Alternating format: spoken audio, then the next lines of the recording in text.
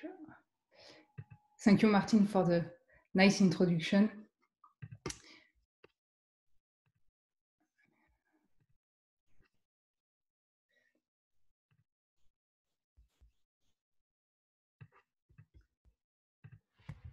Does it work? Yeah, I see it just fine. So for those who have the earlier version of Zoom, I have left on the right side of my slides, you see, a gray space so that you can have the video part not hiding the slides. So thank you again for inviting me to this conference. It's very nice. Too bad that we can't actually meet physically, but still thanks a lot for putting this conference together. So today I'm going to talk to you about stem cells, and I hope that this conference will show that if we want to better understand stem cells, we need to bring together philosophy and biology. So the outline of my talk will be the following. First, I will mention some questions that you can find inside the scientific community about what stem cells are, all the debates that people have currently. Then I will propose a philosophical investigation of what stem cells are, and more precisely, the question I will ask is what kind of property stemness is. I will say that I will show that stemness can be described in 4 different ways, either as a categorical, a dispositional, a relational, or a systemic property. And from there, I will have 3 questions. The first one is, does it matter? Do we need to know whether stemness is one or another of this type of property? And I will argue that we do, and I will take the example of cancer treatment to show you why it matters to understand what type of property stemness is. Then I will have 2 other questions. The first one will be, if stemness can be a different type of property, is it stable, or can stemness switch from being one type of property to another? And the second property, and the last question will be, if stemness can be 4 different types of property, then does that mean that we should stop putting all the stem cells in the same bag and start considering that in fact there is nothing like a stem cells, but there are these 4 different types of objects that should be distinguished? I won't give answer to these last 2 questions. Those are open questions. I will just discuss them with the data we currently have.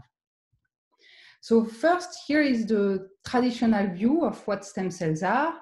So stem cells are defined by 2 main properties: the ability to self-renew, which means the ability to produce more stem cells, and the ability to differentiate, which is the ability to produce different types of cells.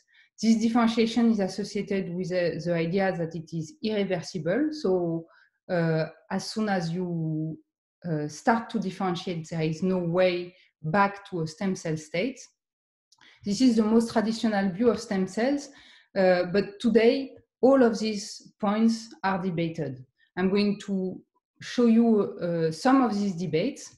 The first one regard differentiation. Sorry, my English is a bit rusty with the confinement stuff. I stopped speaking English enough, so it's a little bit difficult. So the idea that differentiation is irreversible is starting to be really questioned. It was first questioned with cloning technology and then the induced pluripotent stem cell technology, which are both technologies that are used to transform mature cells or nuclei into pluripotent stem cells. So both technologies show that differentiation is not irreversible and differentiated cells can return to a stem cell state. But both are also in vitro technology. So really the question is, can this kind of differentiation also occur in nature? If you look at the data, in fact, it's something that is very well known since a long time in plant biology, where there is quite some plasticity and differentiated cells can return to a stem cell state. But most part of the biology don't pay too much attention to plants, and so no consequences was applied to the rest of biology. It's also something that is well discussed in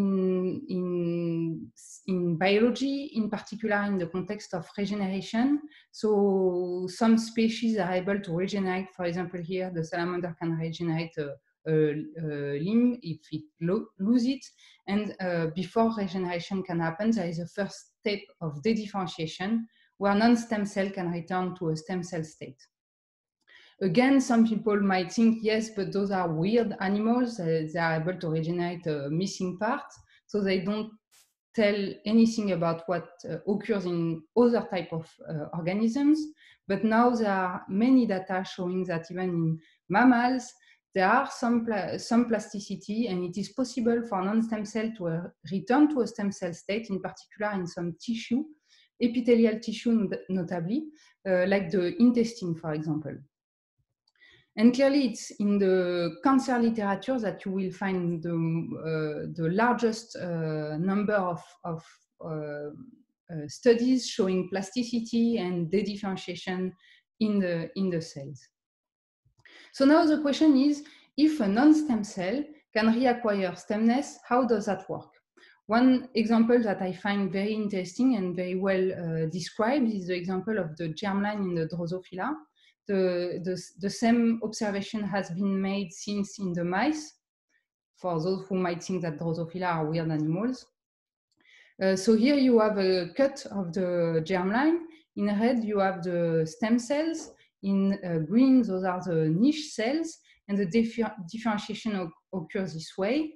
So what is happening there is that if you kill the germline stem cells, what biologists have observed is that differentiating cells return to the empty niche, and when they do that, they return to a stem cell state and regain the stemness property.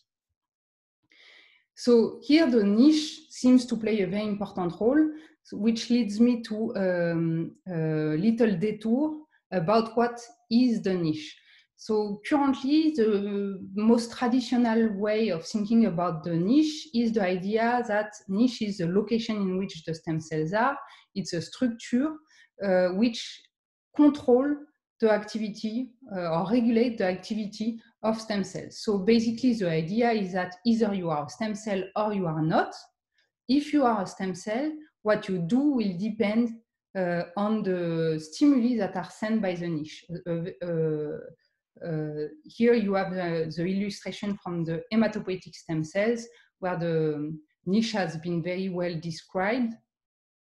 So the niche will send different kind of clues. Depending on these clues, the hematopoietic stem cell will divide or stay quiescent, it will differentiate or self-renew. So the niche regulates what the stem cell do. But originally, the notion of the niche was first suggested in stem cell biology by Ray Schofield in the end of the 70s, with a quite different view of what the niche is. So in his view, his idea was that stem cells are only stem cells when they are located in this niche. As soon as they leave the niche, they lose their stemness property. That's the first idea. The second idea is any cells that would return into an empty niche will regain this stemness property. So in his view, stemness was not just the property of a cell, but the property of the cell plus its microenvironment. And here the niche is not just able to regulate a property that is already there, it can induce stemness property in any cells. Interestingly, this early view of the niche didn't make it through in the hematopoietic system, but the case of the Drosophila germline is actually quite well fitting this early view of what the niche is, with this ability to reinduce stemness in non-stem cells. So now for me, the question is, so in this case of the Drosophila, acquisition of stemness is dependent on the location. And the question is it always the case for all these cases where there are instances of dedifferentiation and stemness acquisition? is it always involving the role of the niche? There are data that suggest that it doesn't have to be the case. So here I'm showing you one example. It's a study where they used 2 different breast cancer cell lines. They sorted the cells. So in red here you have the stem cells, in green the basal cells, and in blue the luminal cells. And they let them in culture. The Petri dish had the same composition at the beginning, and what they observed after some time is a return to equilibrium. It's easier to see here. So this was very well expected from the stem cells, as they are able to differentiate and produce the basal and luminal cells, but it was much more surprising from the differentiated cells. And what this experiment suggests is that even in absence of a specific microenvironment, some cells are able to return to a stem cell state. So if I recapitulate on this question about what stem cells are, a first observation is that in fact stemness can be reacquired by non-stem cells, and contrarily to the early view, differentiation is not an irreversible process. And the second thing is that we today have 2 views of what the niche does and its role in the fact that a cell acts as a stem cell. So this leads me to my second part, where I will propose a philosophical analysis of stem cells. Before I enter the detail, let me say one important thing. Because of all these debates that there are in the stem cell community right now, there are now 2 conflicting views of stem cells, and they always work the same way. So in a very dichotomous view. So the idea is basically the old view of the old traditional view of stem cells, see stem cells as a type of cell, and instead we should change this view for a new view where we would understand stem cells as designating a cell state or a function rather than a type or a phenotype. So this is a very interesting conflict, and it's very well debated and presented, but I have 2 problems with the current version of this conflict. One is it looks like there is only one answer. So the traditional view was wrong, and now the right view is to see stem cells as a cell state. I think, in fact, data are suggesting that both could be true depending on the type of stem cell we are interested in. That's the first point. And the second point is that I think that this debate is conflicting two different questions that I will argue need to be distinguished. The first question is whether stemness can be acquired or not. So either stemness is an intrinsic property, you have it or not, or it is a property that non-stem cell can be acquired. And the second question is whether the microenvironment play a determinant role in the fact that some cells are acting as stem cells. And so you will have 2 possible answers to this question. Either stemness is a niche dependent or it is a niche independent property. So if you cross these 2 questions, you don't have 2 but 4 answers to the question what kind of property stemness is. And the nice thing is that using philosophy as a conceptual toolbox, we can actually describe these 4 possibilities. And I will enter this detail right now. So the first possibility is to describe stemness as a categorical property. That is a property that an entity has independently of its interaction with other things. A traditional example of a categorical property is the atomic structure of the element. This view is quite consistent with the traditional view of stem cells that I have presented you at the beginning of the talk. Another possibility is to describe stemness as a dispositional property. So a dispositional property is an intrinsic property whose expression depends on extrinsic factor. A traditional example of that is fragility, because some stuff are fragile while others are not. but the fact that a fragile object will break depends on an extrinsic stimuli.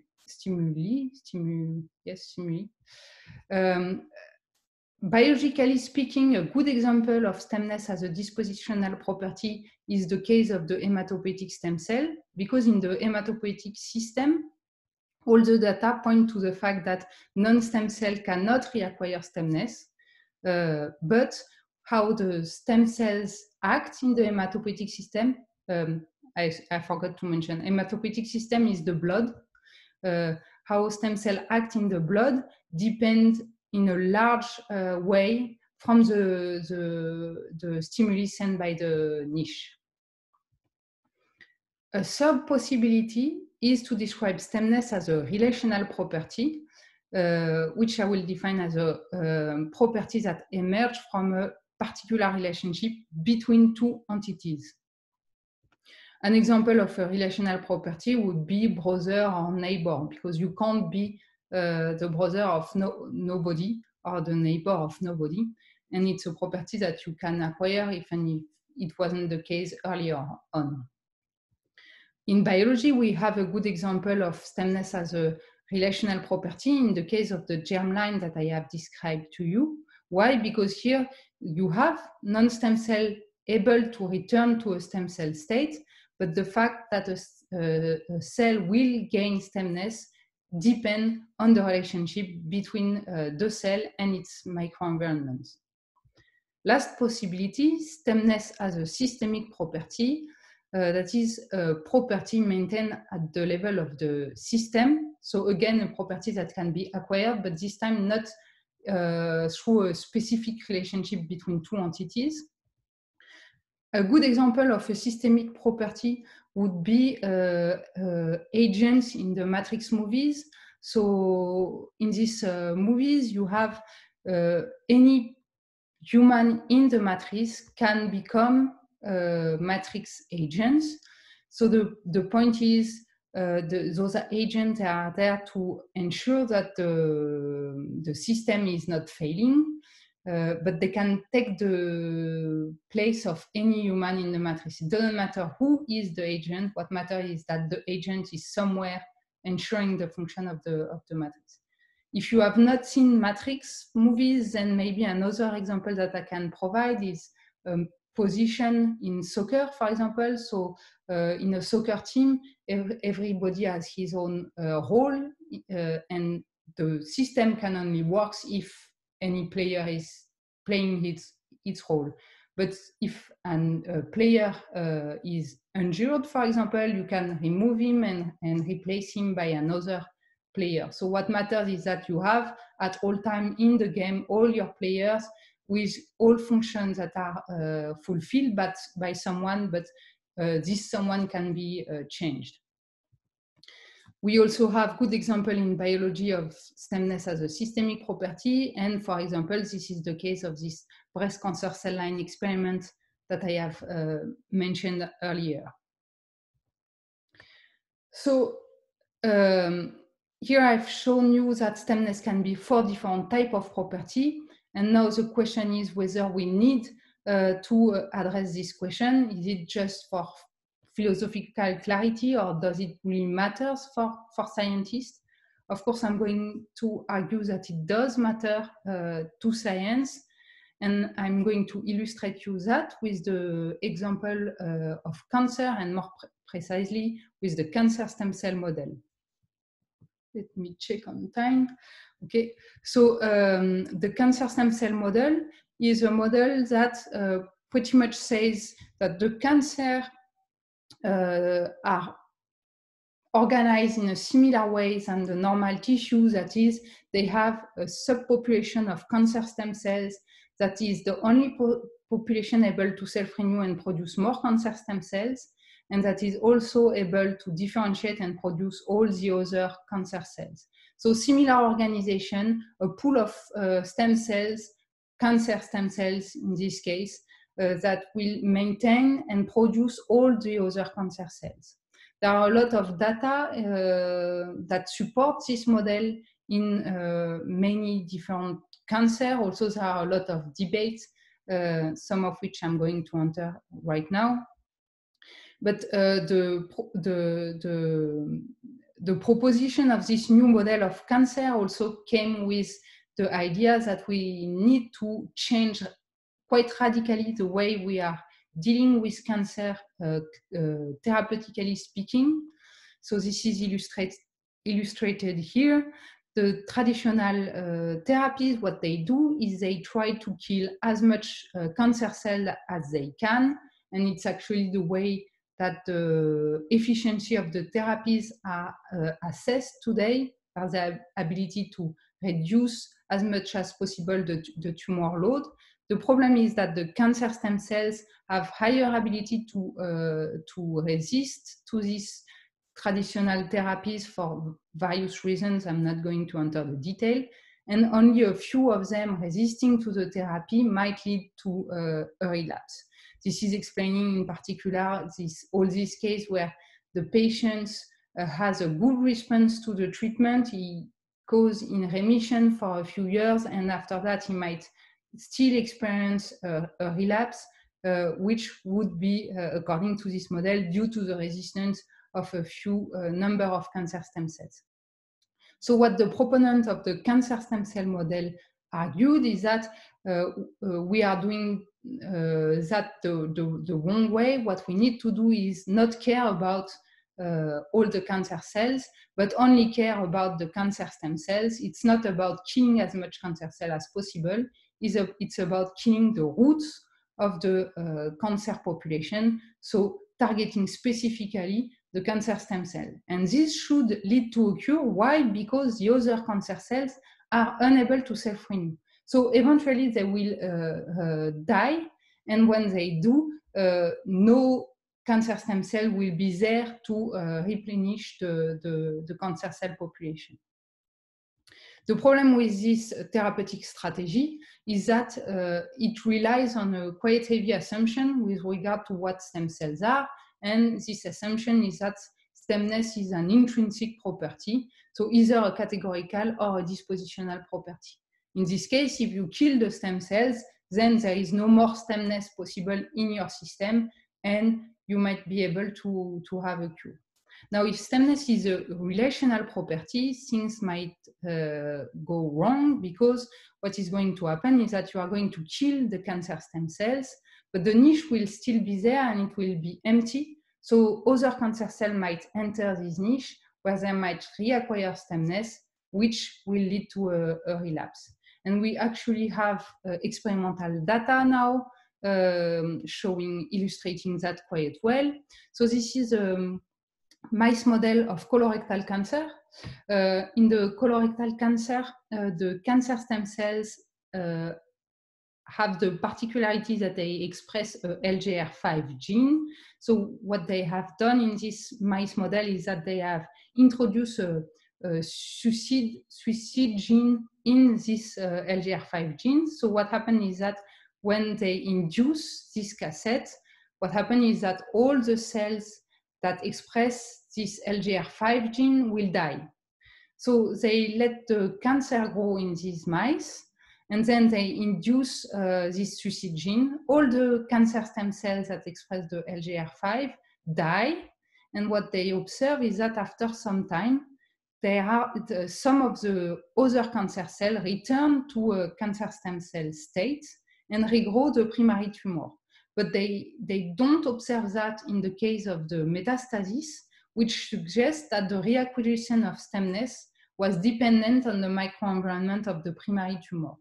So if it is the case, here we have a nice example of stemness as a relational property and how the cancer stem cell targeting strategy will fail, or partially fail, because it still worked on the metastasis in these instances. Now, if stemness is a systemic property, same kind of problem. You will kill the cancer stem cell, and then what will happen, or what could be predicted from stemness being a systemic property, is that the system is going to sense the absence of stem cells and regenerate some stem cells, which will lead to a relapse. And this is illustrated still again by this case of the breast cancer cell line in culture. The proponent of the cancer stem cell model also suggested that we could target the niche instead of the cancer stem cells. Mostly, this proposition was made because it's really not that easy to target the cancer stem cells for many reasons, among which the fact that they are difficult to identify and difficult to distinguish from the normal stem cells. Interestingly, when people suggest this strategy of niche targeting, they consider, most of the time at least, they consider it as analogical as similar as targeting the cancer stem cell. They think either you target the cancer stem cell or you target the niche. In both cases, you are going to have a cure. But interestingly, if you look at the assumption with regard to what stemness is, you have a slightly different assumption here, because targeting the niche can only work if stemness is dependent on this relationship with the niche. And so it will work if stemness is a dispositional or a relational property, but it won't be efficient in the case where stemness would be a categorical or a systemic property, as it is independent of the niche. So to recapitulate on this part, I've shown you that stemness can be 4 different types of property, and this does matter in practical context, in particular in the treatment of cancer, where it is really easy to see the importance of distinguishing these 4 conception of what stemness are. It has different consequences with regard to cancer stem cell targeting strategies or niche targeting strategies. What you can see here also is that, so I told you in the field there is this whole debate about how to perceive stem cells. Mostly this debate is dichotomous, with only 2 views of what stem cells are. Here I showed you that, in fact, I think we should distinguish 4 and not 2 views of what stem cells are. And here you can see why I think we need these 4 views instead of 2, because each of these views have different consequences with regard to therapeutic strategies. With only 2 views of that, we would miss the difference between targeting cancer stem cell and targeting the niche. Now, if stemness can be a different type of property, the next question for me is whether stemness is stable as a type of property. So the question is quite simple. Can a cell sometime have stemness as a dispositional property, sometime as a relational property, sometime as a systemic property, and other time as a categorical property? And in which context can it change or move from one to another? So this is a question that I have worked on a lot in my lab. So I didn't mention, but I'm working in an experimental lab in Gustave Roussy. Gustave Roussy is a cancer center, and the unit in which I work is focused on the hematopoietic system and blood cancer. Here you have a picture of my team. So being in this environment has led me to a lot of questions about my previous observation. In the hematopoietic system, I've told you stemness appears as a dispositional property. All data we have today suggests that stemness is a dispositional property in the blood. But the question for us is it also the case in blood cancer? So the question is, can we infer from the normal that in the pathological, stemness is also a dispositional property in cancer? And this is actually a very difficult question to answer. There are data suggesting otherwise. So I'm going to highlight a few of them. So here you have the example of myeloproliferative neoplasms. So those are blood cancer which are characterized by an excessive production of mature cells. In this cancer, you can find some mutations that lead to constitutive activation of signaling pathways. So you have an illustration here with the JAK-STAT pathway. So what happens is that the cytokines that are in the microenvironment will lead to a particular answer, particular activity from the hematopoietic stem cells. Some major actors of that are STAT3 and STAT5, which according to their phosphorylation will lead to an equilibrium between self-renewal and differentiation of the cell. So to put it a little bit more simply, what the hematopoietic stem cell will do, self-renew, differentiate, and stuff like that, will depend on the phosphorylation of these STAT5 proteins. If you have a constitutive activation of this pathway, you will have over-phosphorylation of STAT5, whatever the environment is telling to the cell. So this will disrupt the control of the activity of the hematopoietic stem cells from its environment. In this disease, it was also observed that the mutant cells, so the cancer stem cells, disrupt their microenvironment, the bone microenvironment. And when they disrupt the bone microenvironment, this is very deleterious to the normal hematopoietic stem cell, because as I told you, the normal hematopoietic stem cells are very dependent on the control of their niche. And what has been observed is that apparently the leukemic cells, they don't really care about being in a disrupt microenvironment. So these two kinds of data, what they show is a loss of control of stem cell, of stemness in the context of this disease by the microenvironment. What they don't show is whether stemness is controlled by another microenvironment, but if it is not the case, then here we would have a switch, and stemness would become a categorical property, which would become independent from the microenvironment. A second example comes from chronic lymphocytic leukemia. In this disease, it has been shown that there are some disorder of the methylation of the CpG island. So this disorder has been described as stochastic, and this disorder, what they do is that they allow a small expression of some genes that are supposed to not be expressed by the cells. And among these genes that are started to be expressed because of this disorder are stemness genes. So we don't know if the re-expression of these stemness genes in non-stem cells really provides them with the stemness property. What was observed is a higher level of clonal evolution and shorter time to relapse. So we are missing the functional proof of stemness acquisition, but if it was the case, then here we would also have a change in stemness identity, which would become a systemic property here. Why systemic? Because the process is stochastic, so you will have any cell being susceptible to become a stem cell in this disease, depending on the methylation disorder. Last example,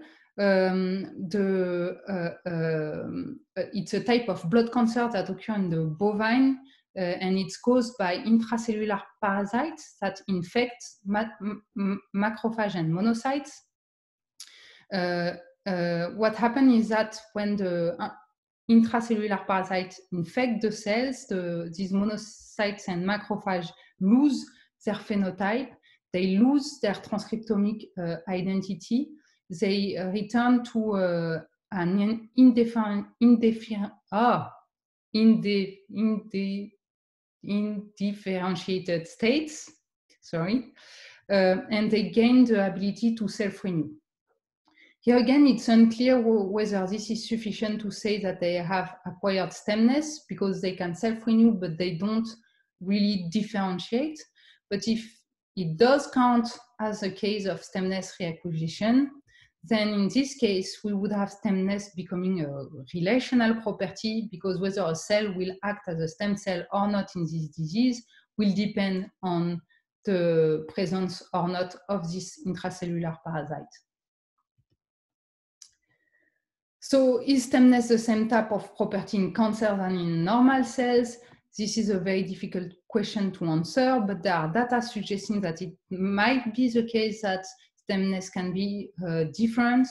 This tend to depend on the alterations that are occurring in these cells. And if it is true, then it also means that stemness could change with disease progression. This raises different questions. First, as I told you, the data are insufficient currently, so it needs experimental validation if we want to be able to answer to this question.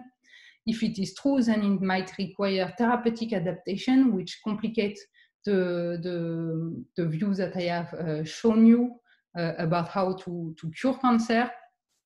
And it also raises a new question, which is, are those changes in the type of property stemness is the cause or the consequence of disease occurrence and progression?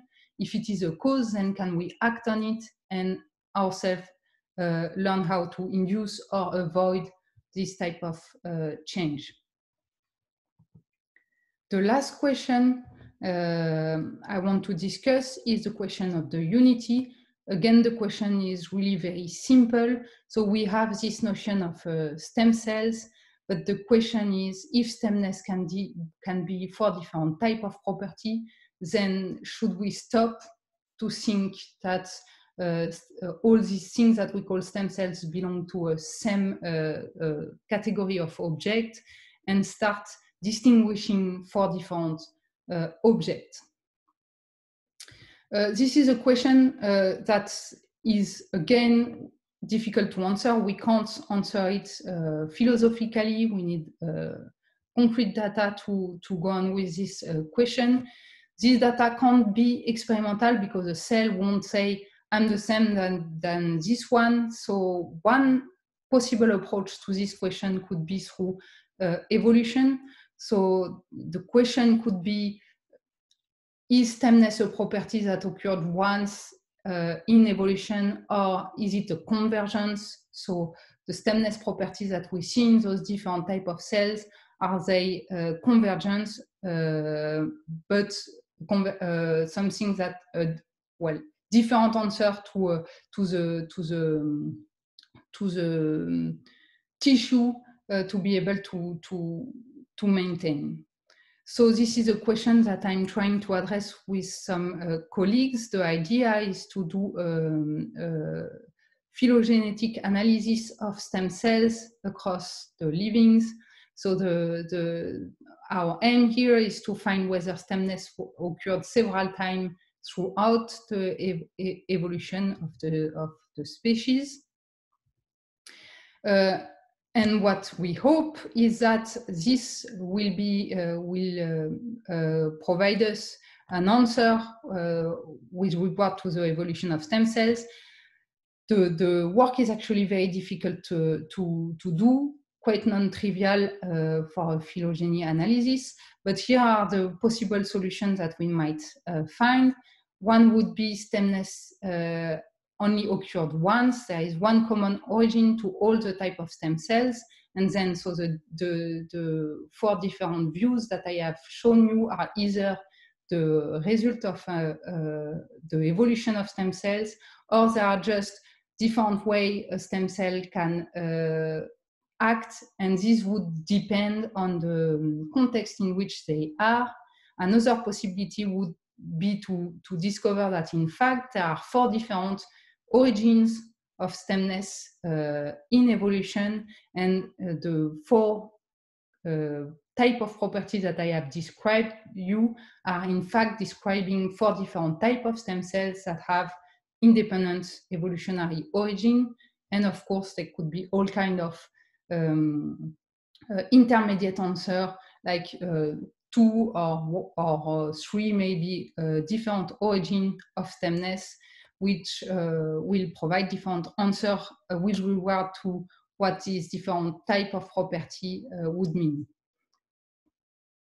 This is important also for the way we interpret the question of the stability of stemness, because if stemness has been created separately throughout evolution, then there is no, it's very unlikely that a stemness property can switch from being one type of property to being another.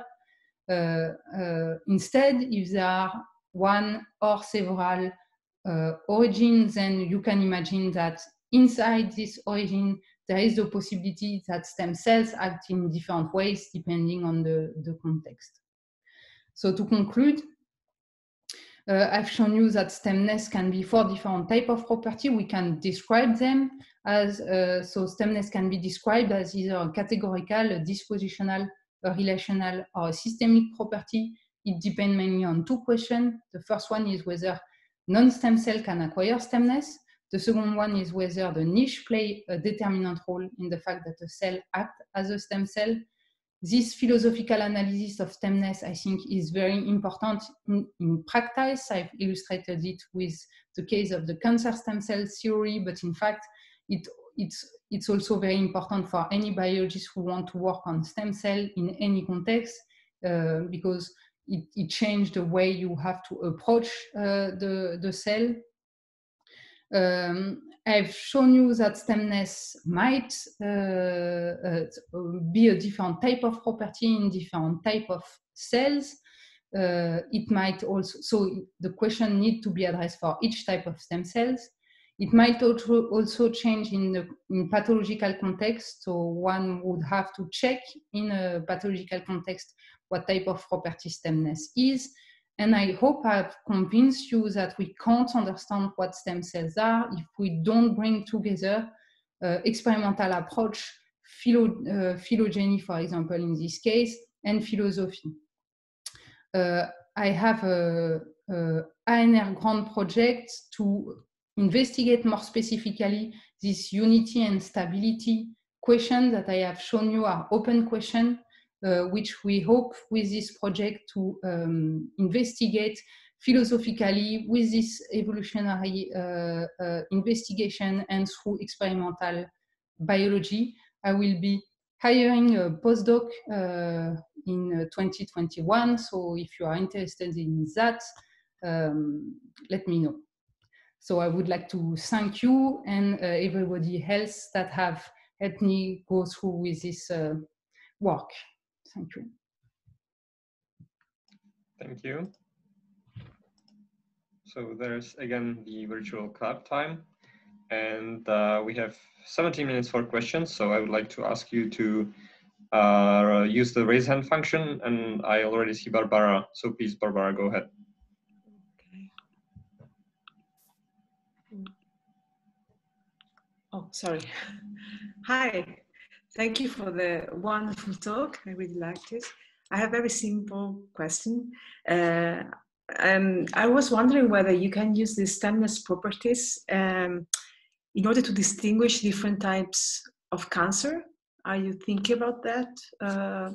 Is it reasonable?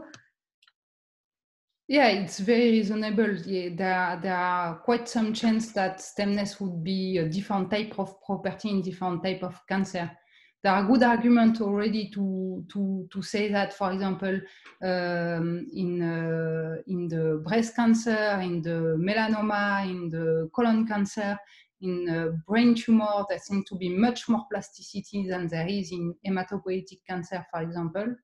And then the role of the environment seems to play different role in different cancer. So broad categories of cancer already tend to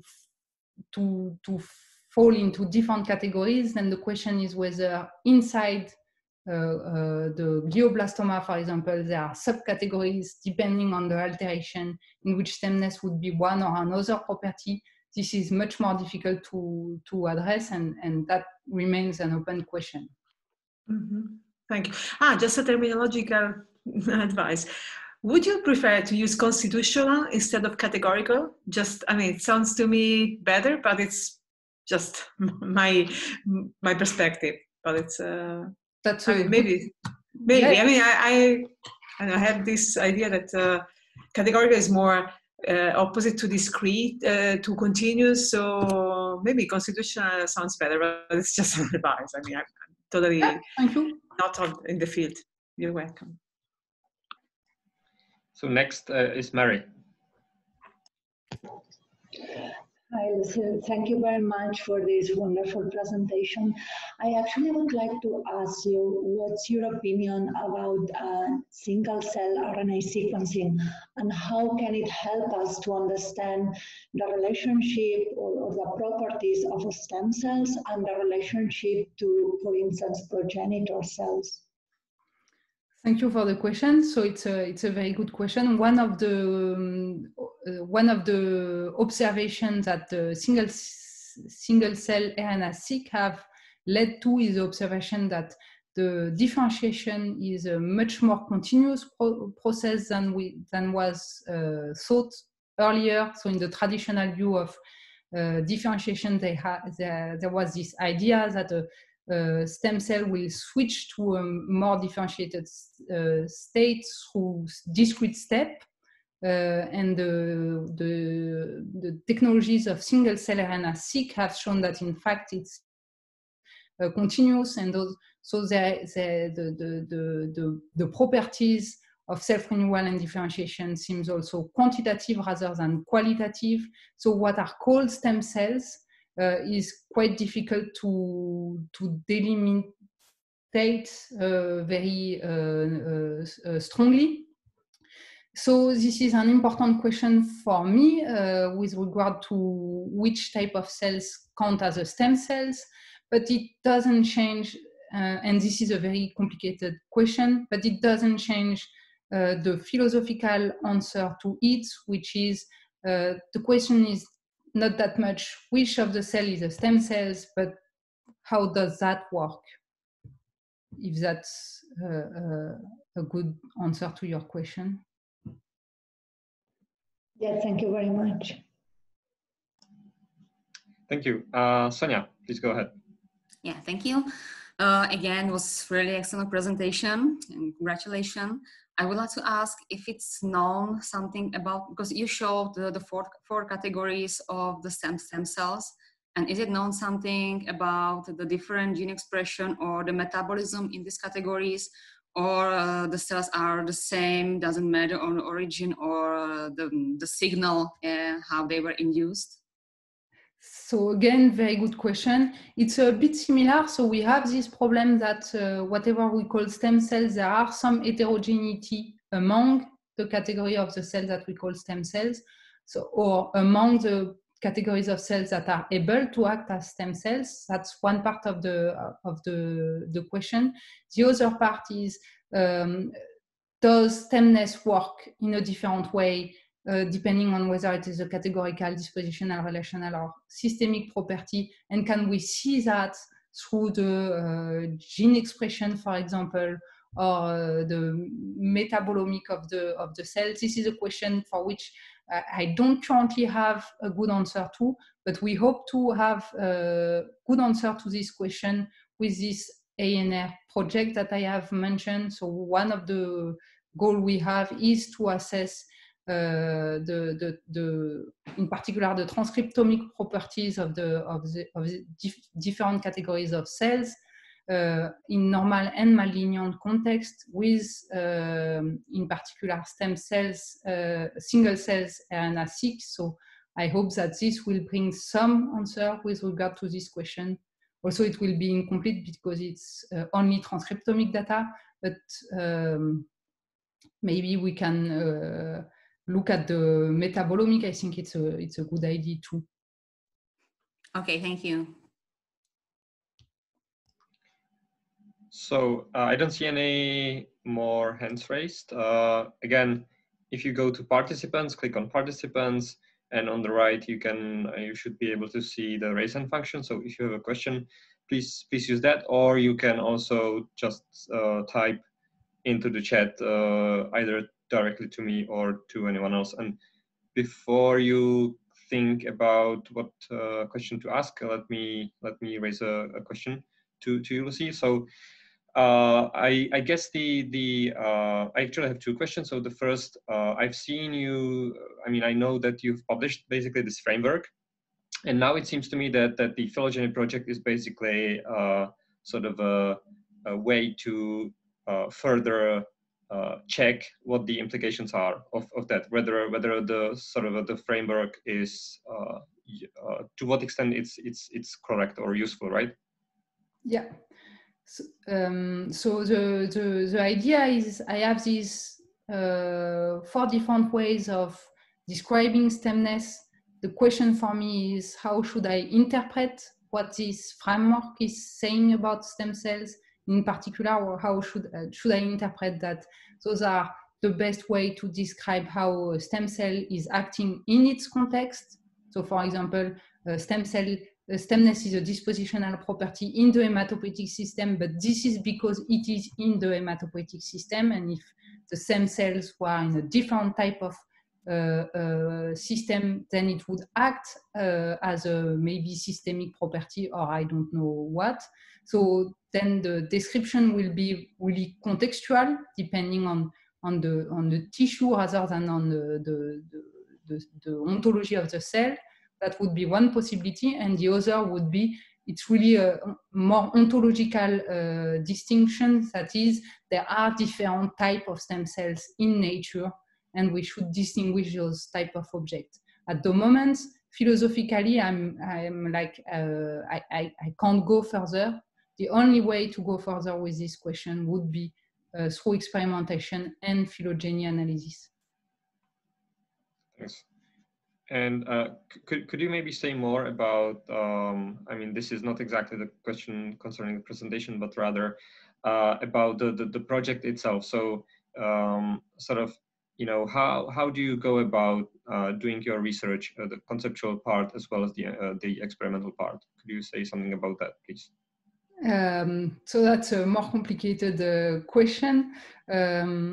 So I'm trying to mix this philosophical and experimental aspect of the project. So that's why I'm in a lab. So the idea is that in the lab, I know the tools that are available, and I can see how I can use them to go on with my question. So the idea, I do some experiments sometime, but the idea here is that I want to have real professional doing the experiment very well. So that's why we went with this collaborative project. And well, I'm not exactly sure how I can precise more how it works. If you want, come to the lab, you'll see. No, that's fine. Thank you. So has anyone else a question to ask Lucy?